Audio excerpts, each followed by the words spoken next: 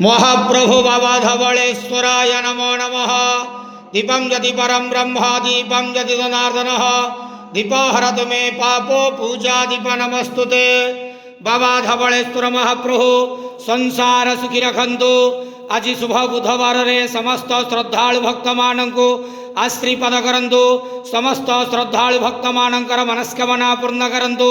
कर्म क्षेत्र उन्नति करंतु। ग्रहरिष्ट खंडन करंतु। जगतर मंगल करंतु। विश्वर कल्याण करंतु। आपणकर नाम प्रकाश करंतु। सेवकर डाक श्रवण करंतु। समस्त गुआवसा भक्त मानंकर मनस्कामना पूर्ण करंतु। हे बाबा धवलेश्वराय नमो नमः। संसार सुखी रखंतु आनंदे गेवार हरि बोलो। आज शुभ बुधवार रे समस्त श्रद्धालु भक्त मानंकु आश्रीपद करंतु आनंदे गेवार हरि बोलो। बाबा धवलेश्वराय नमो नमः।